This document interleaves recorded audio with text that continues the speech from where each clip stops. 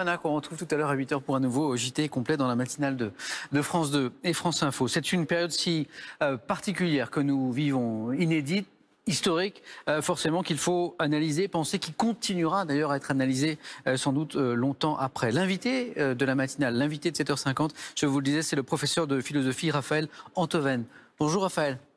Bonjour Samuel. Merci d'être avec nous ce matin dans la matinale. Vous le savez, nombreuses sont les voix qui s'élèvent pour dire plus rien ne sera comme avant après cette crise. Il faut que le monde d'après soit différent. C'est pas, je crois, votre sentiment. C'est-à-dire que les voix en question sont nombreuses et elles sont surtout éternelles, Samuel. Il y a toujours eu des gens pour croire et dire que plus rien ne serait comme avant. C'est comme les gens qui disent que c'était mieux avant, si vous voulez. Ce sont rarement les mêmes, mais enfin les deux existent depuis toujours. Toutes les époques de l'humanité se vivent comme des tables rases. Toutes les époques se vivent comme des débuts et aussi d'ailleurs comme des décadences. Et de ce point de vue, pardon de le dire, mais rien ne change. Et je crois que ce serait faire grand cas de la crise du Covid-19 que d'y voir l'an zéro d'une ère nouvelle, parce que jusqu'à présent, d'une certaine manière, aucune crise n'y est parvenue. À ça s'ajoute, Samuel, je crois, le fait que ceux qui disent qu'il faut que le monde change, bien sûr, ont raison. Parce qu'il y a des tas de choses à améliorer dans le monde. Et il n'est pas douteux que nos comportements vont changer. On entendait tout à l'heure Édouard Philippe expliquer que le télétravail serait encouragé. On peut imaginer que les gens hésiteront longtemps à se serrer la main. Bref, il y a des choses qui vont changer, bien sûr. Mais ce sont des changements pelliculaires. Ça n'entame pas l'équilibre d'une société démocratique ni ses principes. L'illusion qu'il y aura un monde d'après est une illusion antédiluvienne et c'est une illusion qui sera démentie comme toutes les autres. Il y a un instant, on entendait notre spécialiste histoire, Frédéric Gersal, nous rappeler qu'entre 1968 et 1970, la grippe de Hong Kong avait fait 1 million de morts à travers la planète, oui. Plus de 30 000 dans notre pays, dans une relative indifférence. Peut-on en déduire, Raphaël Antoven, qu'une vie aujourd'hui a plus de prix dans notre monde ? Ah, je ne sais pas si c'est ça que j'en déduirais. Je dirais davantage que les choses ont l'importance que la presse leur donne. Plus on en parle, plus elles existent. Il se trouve que, vous le savez évidemment mieux que moi, les outils de transmission de l'information dont on dispose aujourd'hui sont à la fois amplificateurs et hypermnésiques. Ils augmentent l'information et ils n'oublient rien.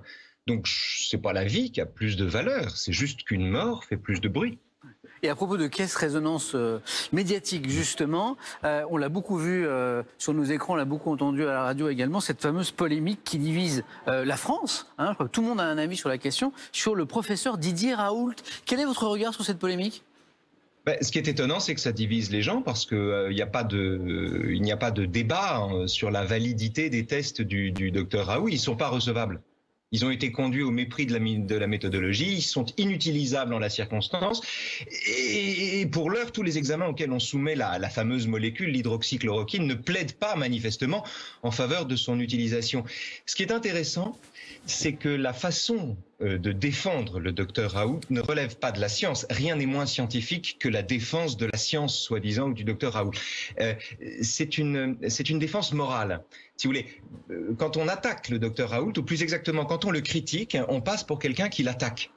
Alors, on a affaire à des gens, par exemple, vous avez les Marseillais, fiers de l'être, qui ont l'impression que Paris attaque Marseille.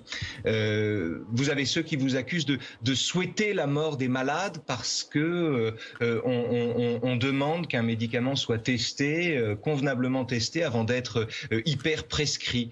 Et puis, les plus intéressants, je crois, c'est ceux qui disent que, en défendant le docteur Raoult, en somme, ils défendent la science contre les saltimbanques qui se prennent pour des infectiologues. Mais en réalité, c'est pas du tout sur le terrain de l'infectiologie qu'on peut contester le docteur Raoult. C'est sur le terrain de la validité de ces tests. C'est sur le fait qu'en février dernier, il est annoncé que le Covid-19 ne serait pas grand-chose et bientôt vaincu. Il n'y a pas besoin d'être infectiologue pour s'en indigner. Il suffit d'observer que quand on défend le docteur Raoult, comme dit Valérie Boyer, on a la faiblesse de le croire. Il n'y a rien de scientifique dans cette défense-là de la science. Ça, c'est passionnant. Et c'est vraiment le symptôme d'une époque où les opinions ayant toutes, le même droit de citer, eh bien, l'opinion de l'incompétent a autant, de l'incompétent qui défend Raoult a autant de valeur que l'opinion de celui qui observe que les tests ne sont pas valides. Raphaël Antoven, on revenait dans notre JT tout à l'heure, vous l'avez peut-être vu, entendu, le Premier ministre Édouard Philippe qui a fait un nouveau point d'étape sur la crise du coronavirus hier, provoquant apparemment beaucoup de déception parce qu'il n'a pas fait de grandes annonces, comme il a dit lui-même d'ailleurs au début de son intervention. Est-ce que vous avez le sentiment d'un divorce croissant entre une opinion qui attend des réponses et un gouvernement qui n'en apporte pas ou pas assez ? Là encore, pardon Samuel, j'ai pas le sentiment d'un divorce croissant. J'ai le sentiment que l'histoire se bégaye, enfin que l'histoire bégaye. Quand vous gouvernez, et c'était vrai sous l'Athènes de Périclès, je veux dire, quand vous gouvernez, vous êtes responsable du temps qu'il fait. Alors imaginez gouverner en période de pandémie, et surtout quand, malgré tous nos efforts pour y croire, on est incapable de traiter le virus comme un attentat avec une intention derrière et un ennemi à combattre. Quand vous gouvernez dans une situation comme celle-là, vous êtes forcément au cœur de cible. Et à ça s'ajoute le fait que le virus est imprévu. C'est un élément imprévu. On ne pouvait pas le prévoir. C'est pas comme des données économiques, etc., etc. On ne pouvait pas. Ça n'entrait dans aucune prédiction.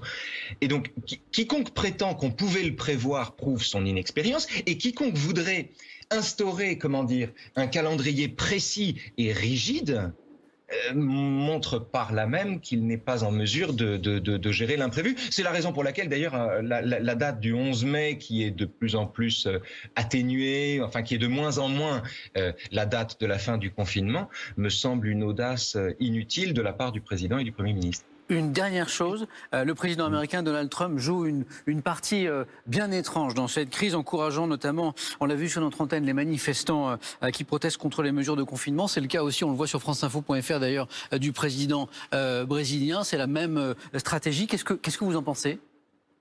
Ah ben c'est merveilleux, enfin c'est merveilleux, c'est passionnant, parce qu'on est au cœur de la contradiction de ces deux personnages. Ils sont les présidents tout-puissants de gens qui les ont élus en pensant qu'ils allaient leur rendre le pouvoir. Ils sont les porte-paroles des gens qui détestent l'État à la tête duquel ils se trouvent. Donc, si vous voulez, à partir de là, Trump ou Bolsonaro sont dans des contradictions instables. Soit ils ordonnent le déconfinement et ils doivent en assumer les conséquences sanitaires qu'ils connaissent, soit ils ordonnent le confinement et ils redoutent de perdre l'élection dont ils pensent qu'elle se jouera sur des motifs économiques, soit ils laissent entendre que si ça dépendait d'eux, chacun serait déconfiné, ce qui laisse entendre qu'ils sont moins puissants qu'ils ne le sont et qu'ils ne devraient l'être.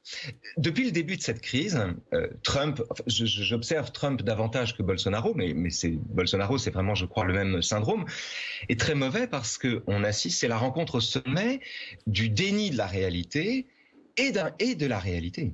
Le seul souci de Trump ou de Bolsonaro dans cette affaire n'est pas de gérer cette crise, ils en sont incapables, mais de dire qu'ils le font bien. C'est l'objet d'ailleurs de chacune de leurs interventions. Un grand merci, Raphaël Enthoven. Ça a été un plaisir de vous recevoir ce matin dans la matinale de France 2 et de France Info. Bonne journée, à très bientôt. Un coup d'œil à la météo, on se retrouve juste après.